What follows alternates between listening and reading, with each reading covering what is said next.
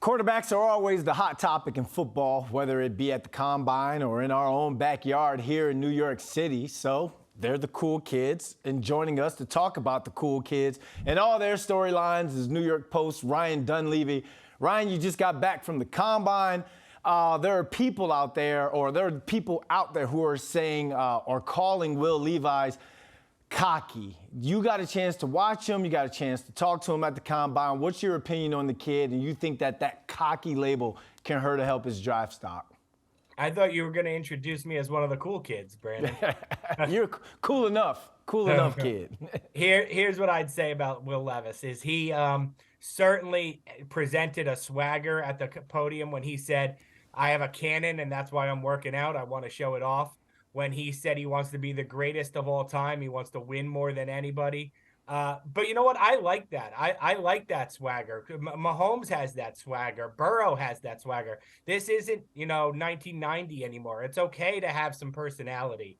So I like it. I think he showed off a lot of his skills. And look, when I have one guy I talk to regularly, a scout in the NFL who's excellent at quarterbacks. He saw a lot of the rankings in the last couple of years. He got them dead accurate. So I asked him, what do you think of this year's class? And he said, best quarterback for right now is Bryce Young. Best quarterback for the future is Will Levis. That was all I needed to hear. He's got all the prototypes. They say he can take in a lot of information, which is good in today's offensive world. To me, I think he's got the traits, the work ethic, the swagger, and the information retention. I think that checks all the boxes for me. And that's funny because you say all that, he sounds like he should be a Jet. They could use that type of swagger and humbleness.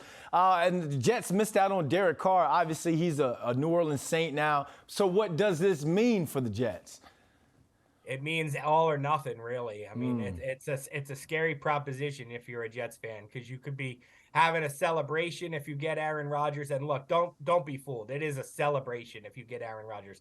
He comes with drama. He's 39 years old, et cetera, et cetera. He's a 4-time MVP. He can still play at a high level. You have all the weapons to make him successful. Celebrate. Go dance in the streets if you get Aaron Rodgers, no matter what draft picks you give up.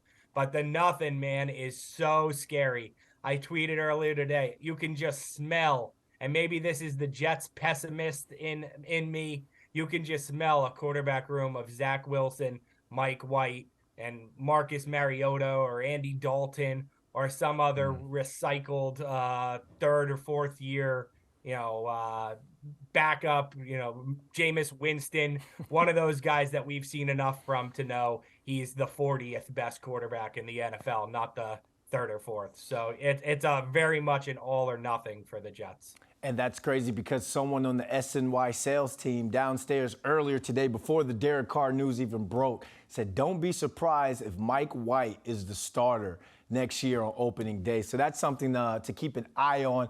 All right, let's take it to East Rutherford. Daniel Jones's reps are going to the Giants facility today to continue with negotiations. Do you think that a new deal is going to come before tomorrow's tag deadline? Yes, I do. I think when push comes to shove, it will. I think it's certainly far from a conclusion. I think it's a good sign that after they didn't get anything done in Indy, the talks are continuing and the reps are going to the Giants versus the other way around. So, I think it's on Daniel Jones's side now to budge a little bit. They started at 45 million, then he switched agencies. He went up to 48 million. Those numbers were never going to happen, but it's certainly time for them to budge a little bit to get this deal done. Or he can play on the tag. He can go out and prove it again, and he might have to do it without Saquon Barkley if he's on the tag, which is a scary proposition for him and for Giants fans. All right, you just schooled us. See, Ryan Dunleavy, you are a cool kid. Tell the guys I went to high school with. We shall. Thanks for joining us, Ryan. Thanks, Brandon.